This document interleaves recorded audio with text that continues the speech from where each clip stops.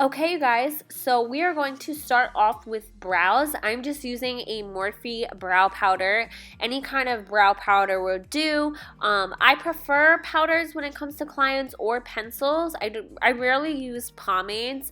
However, you can use whatever you feel comfortable with whatever you usually use on clients. So I'm just using a powder just because I feel like it gives a more natural effect, but like I said, it's up to you. I'm staying within the hairlines. She has a great shape on her own, so I'm not really going outside the lines or anything like that. So yeah, once I have the brow filled in and I'm happy with the way it looks, I'm going to go ahead and carve out the brow. For me, this is a must-do step. Like, I never skip this step, even on myself. I just feel like it makes a huge difference. It cleans up the brow, and it just gives you a nice canvas to work with.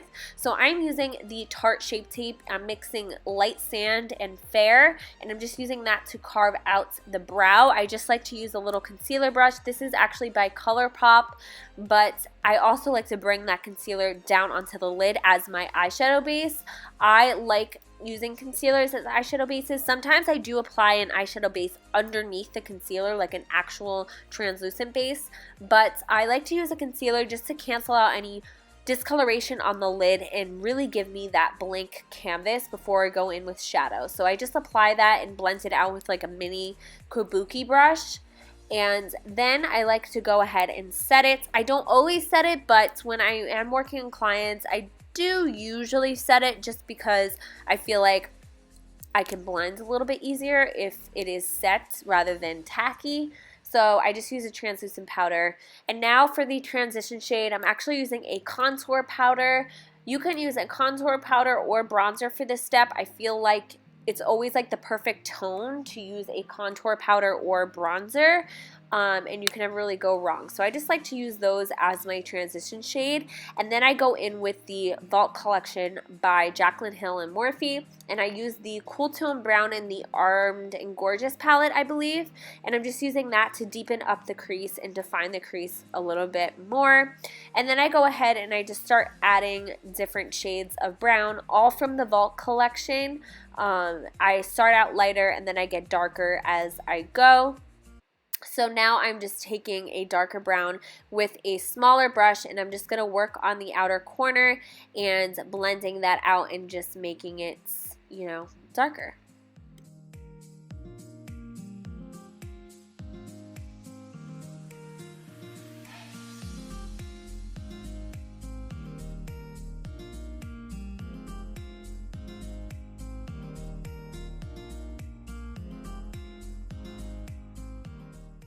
As you can see, I just keep layering the brown shades until I am satisfied, and of course I am blending away. I definitely think when you do makeup on other people, blending is key, and always have your first blending brush in hand so you can go back in with that and just, you don't need product on it, just use that to kind of blend out edges.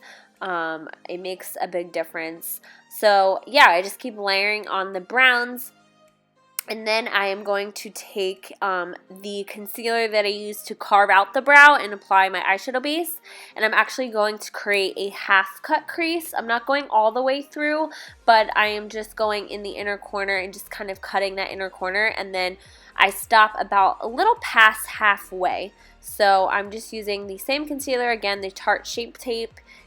This is great for carving out the crease, but also the P. Louise base is a great product for that, and Makeup Revolution concealer, that's also good. So there's many options, and yeah, like I said, I'm just carving out the crease, and then I am going to apply Stila eyeshadow in Kitten as my base eyeshadow color, and I'm just going to apply that all over where I put the concealer.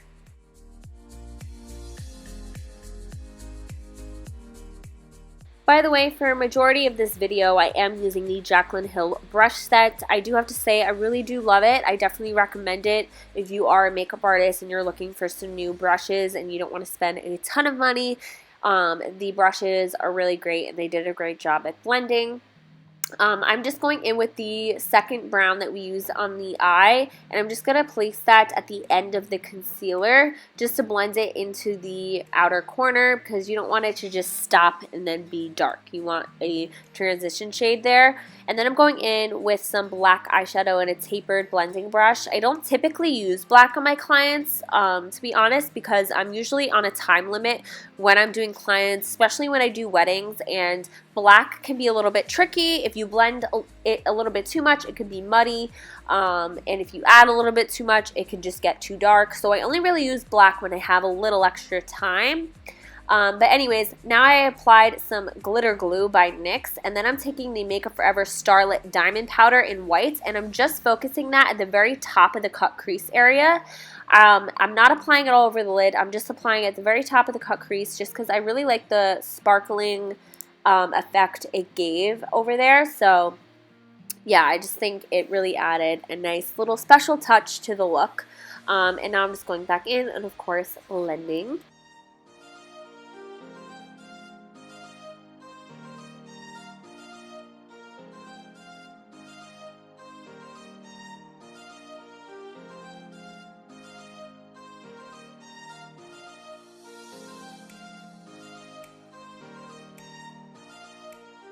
Taking my Inglot number 77 gel liner, I'm just going to line across the eye. I'm not doing a wing, I'm just lining right across.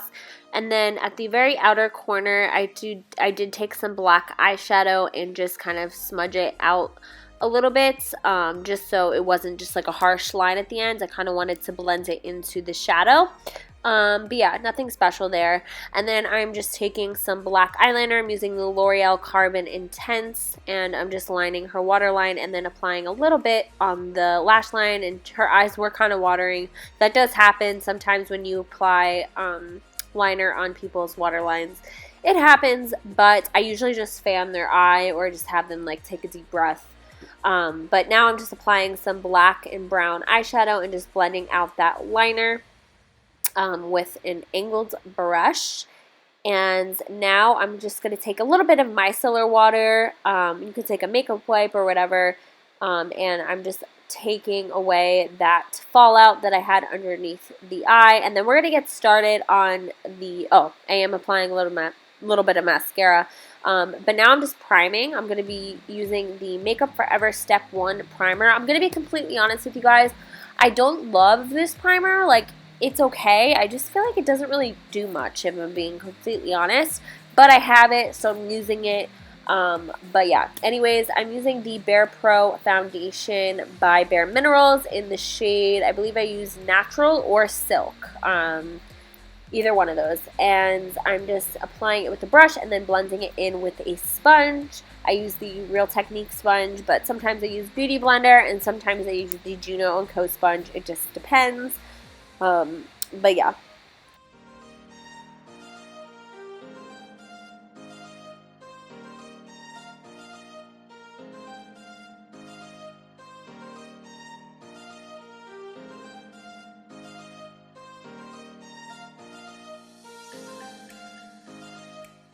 By the way, I do like this foundation. I've had it in my kit for a couple months now, and I do use it quite a bit. It is good. I do wish sometimes that it had like a tiny bit more coverage, but it's not bad. It does look good on the skin, and I think it's good for oily skin.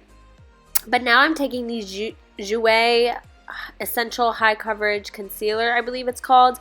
I'm using the shade Chiffon. This stuff is no joke. It is extreme coverage. You can see that, but I'm just applying that underneath her eye, and then I am going to highlight and just apply it on the forehead, down the nose, chin, and lip.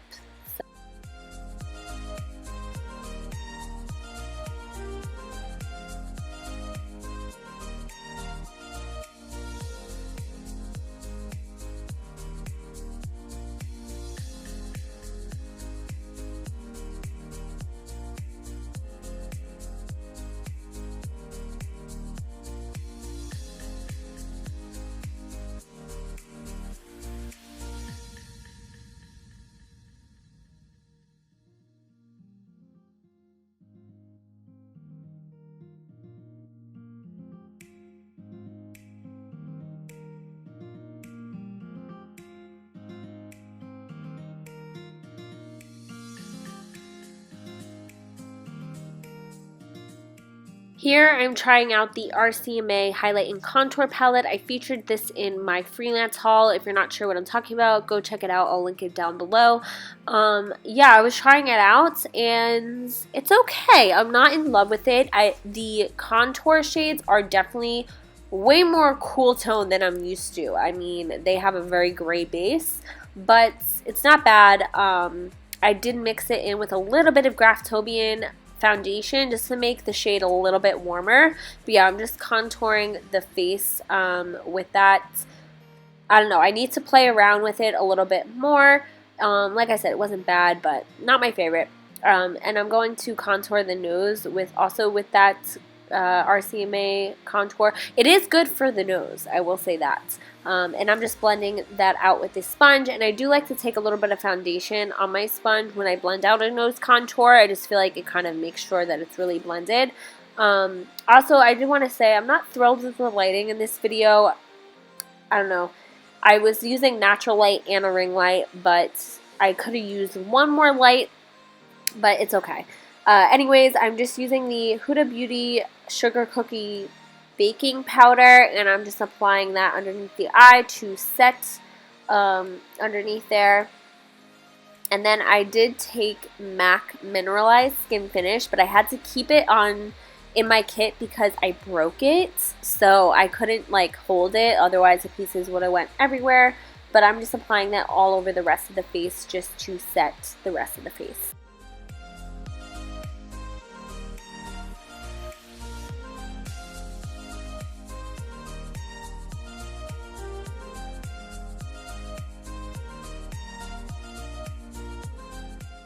Now taking the MAC contour powder from the contour kit, I am just going to contour the face, and then I'm also going to go over the nose contour with the same powder. And then I'm going to take the Huda Beauty powder that I used before, and I'm just going to apply that down the center of the nose just to bake there, and then I'm going to clean up the contour line. I just take a cosmetic sponge, a disposable one, and I just use that to apply the powder. I feel like it's easier than using a beauty sponge just because it has that sharp edge.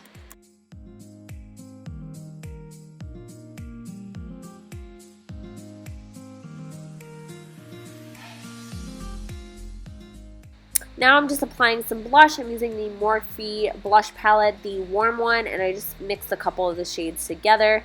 And then I'm going to dust away the baking powder. I really love this brush from the Jaclyn Hill set. It's a really unique brush. But anyways, I am now applying a brown to the lower lash line just to really smoke it out. Her eyes could handle this. She could handle like a really blown out lower lash line. Not everyone's eyes can, but it looked really pretty on her, so I kind of, went a little bit crazy in making the lower lash line smoky and blown out. And I'm just applying the same brown shades that I applied on the lid.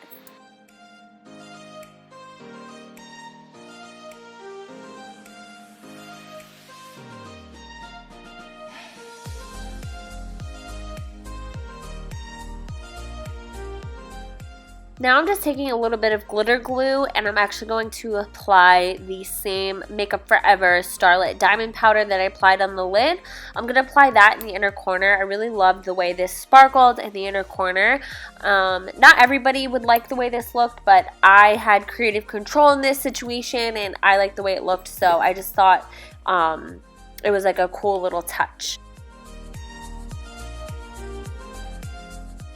Now moving on to lips, I'm going to take the Morphe lip liner in Coffee and Kissy, which is like a warm, basically like a warm nude color. It's really, really great lip liner, and it's super creamy and pigmented, and I'm just lining her lips with that. I know they look a little crazy right now, but trust me, I go back in and I perfect everything. And then I applied the Anastasia liquid lipstick in Naked, and I mixed it with another liquid lipstick by Lorac, but I can't remember the name. I basically made like a peachy nude, so any kind of nude color. And then I went ahead and applied the Morphe lip gloss in Boho, which is also another nice nude gloss, just to add a little bit of shine to the lips.